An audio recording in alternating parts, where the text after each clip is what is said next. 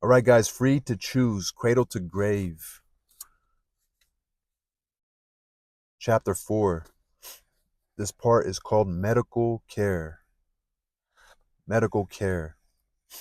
Cradle to grave in the book Free to Choose. Chapter 4, Cradle to Grave. This portion or this part of this chapter is called medical care. Medicine is the latest welfare field in which the role of government has been exploding. State and local governments, and to a lesser extent the federal government, have long had a role in public health, sanitation, contagious diseases, etc., and in provision of hospital facilities. In addition, the federal government has provided medical care for the military and veterans.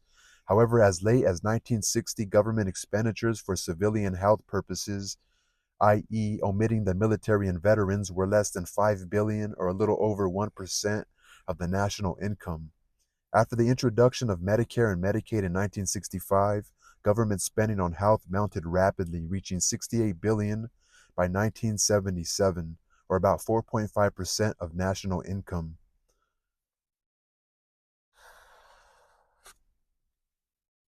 The government's share of total expenditures on medical care has almost doubled from 25% in 1960 to 42% in 1977. The clamor for the federal government to assume a still larger role continues.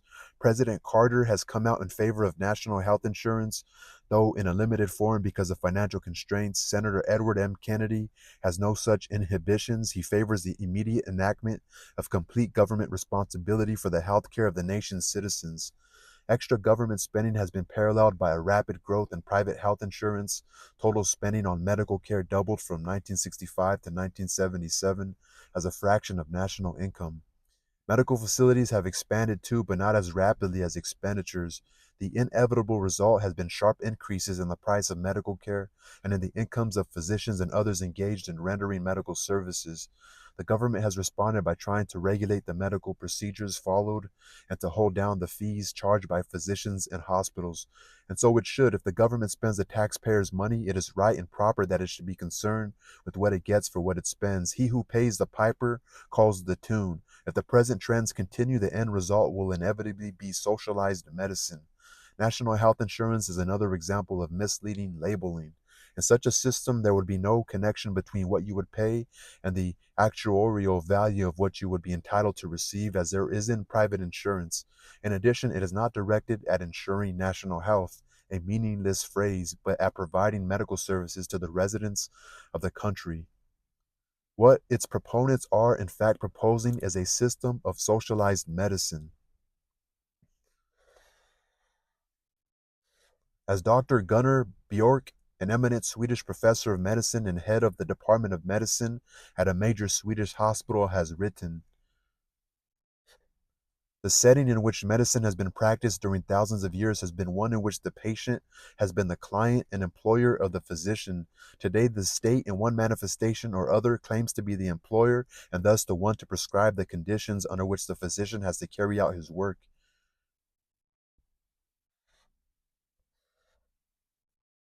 These conditions may not and will eventually not be restricted to working hours, salaries, and certified drugs. They may invade the whole territory of the patient-physician relationships. If the battle of today is not fought and not won, there will be no battle to fight tomorrow. Hmm. That's true. We go to a doctor's office like it's a fucking, like it's a supermarket, when really we're supposed to, like you guys should be, like, family should have a family doctor. Like, the man like, obviously the family should be together, right? Families, there should be a man in the house, and a wife and children, and they should have fucking they should have security and a place to live and their own space to create their own happiness based off their own values and principles and virtues. And the family should come visit them. They should go visit their family. They should have friends over, and be cool with their neighbors, and be a good strong role model for their community and their neighborhood and their street and their children, and turn into grandparents, right? And then she'd be, hey, I think no, go. This is our family physician. This is who we hired. They work for us, right? And you don't ever think about that. You never think about that. Proponents of socialized medicine in the United States, to give their cause its proper name, typically cite Great Britain and more recently Canada as examples of its success. The Canadian experience has been too recent to provide an adequate test. Most new brooms sweep pretty clean, but difficulties are already emerging. The British National Health Service has now been in operation more than 3 decades, and the results are pretty conclusive. That no doubt is why Canada has been replacing Britain as the example pointed to. A British physician, Dr. Max Gammon, spent 5 years studying the British Health Service. In a December 1976 report, he wrote, "The National Health Service brought centralized state financing and control of delivery to virtually all medical services in the country. The voluntary system of financing and delivery of medical care, which has been developed in Britain over the preceding 200 years, was almost entirely eliminated. The existing compulsory system was reorganized and made practically universal. Also, no new hospitals were in fact built in Britain during the first 13 years of the National Health Service, and there are now, in 1976, fewer hospital beds in Britain than in July 1948 when the National Health Service took over." Well, let me stop there. I mean, isn't it good that there's less beds? I mean, in America, hospitals don't make money unless they have sick people. We already know how fucked up that is. So I think, anyway, and we may add 2/3 of those beds are in hospitals that were built before 1900 by private medicine and private funds. Dr. Gammon was led by his survey to promulgate what he calls a theory of bureaucratic displacement. The more bureaucratic an organization, the greater the extent to which useless work tends to displace useful work. An interesting extension of one of Parkinson's laws. He illustrates the theory with hospital services in Britain from 1965 to 73. In that 8 year period, hospital staffs in total increased in number by 28%, administrative and clerical help by 51%. But output, as measured by the average number of hospital beds occupied daily, actually went down by 11%. And not, as Dr. Gammon hastened to point out, because of any lack of patients to occupy the beds. At all times, there was a waiting list for hospital beds of around 600,000 people. Many must wait for years to have an operation that the health service regards as optional or postponable. Physicians are fleeing the British Health Service. About 1/3 as many physicians emigrate each year from Britain to other countries as graduate from its medical schools. The recent rapid growth of strictly private medical practice, private health insurance, and private hospitals and nursing homes is another result of dissatisfaction with the health service. Two major arguments are offered for introducing socialized medicine in the United States. First, that medical costs are beyond the means of most Americans. Second, that socialization will somehow reduce costs.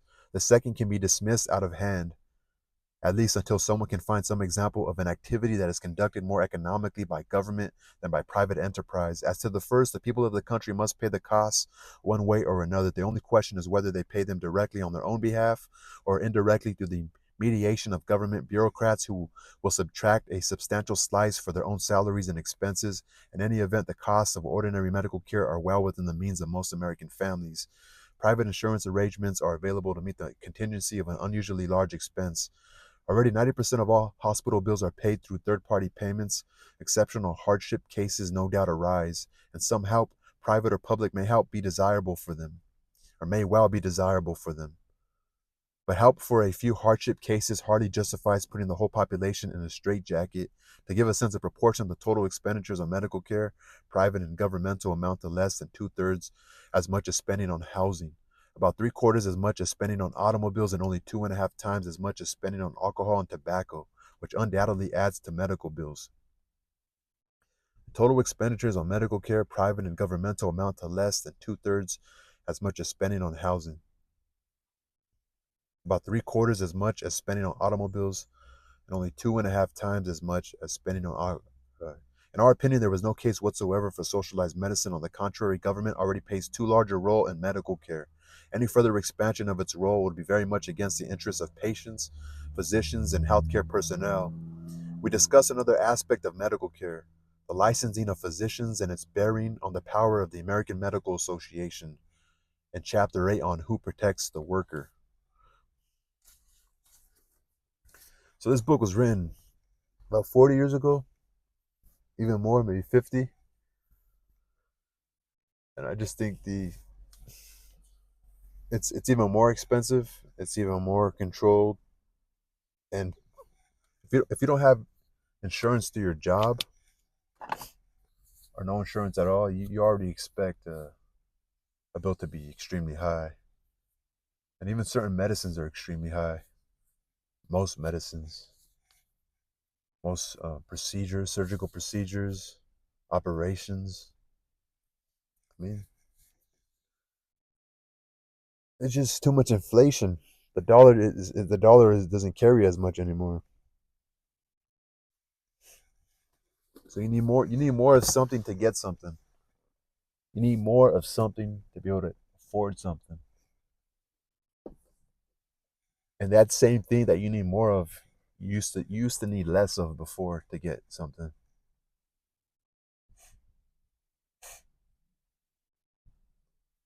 I don't know. I don't know. I don't know. We have shitty food, but we have fucking fucked up, expensive healthcare, shitty food. We don't teach our kids in school about how to take care of their mental health, which the brain affects your physiology, the society, your social influences, your all the social pressures. It affects you socially on like your relationships with people, how you. And then we teach kids fucked up things, fucked up ways. We take fathers out of the house, so kids are disobedient. They make mistakes. They ruin their conscience. They ruin relationships. They're in danger. They make mistakes. They ruin their character. They ruin even before they're even aware of of any sort of importance towards a reputation. They ruin that already. They harm other people. They create natural this natural return of investment. I don't want to say that sounds stupid, but a natural return of like, you do something wrong to somebody, it comes back to you, right? And even just believing that will have you in fear or have you living an uncertain life, walking unstable. So I don't want to be against capitalism, but it's a stupid system, man. We got capitalists fighting like, oh, we don't. The government ruined everything. Government is the one that caused all this, but I don't know, man. I think it's just people being phony, trying to lie to us. Like with the Bible, like it's just these bureaucrats, like you say, or these people who create this system are just liars. Or they just lie. They're liars. They pretend. They're like the people that are so annoying. Like you're a liar. Who are you trying to lie in front of? You're a liar. You're a lying person. No, don't even like how. But it's like you can't get to them, right? Like you ever seen that movie, Hunger Games? They painted that. It was like so weird when I watched it. Like just the makeup of these people living like District 1, these fancy people, and it just you just look at them and you dislike them. You have a disdain for them. Just incredible, man.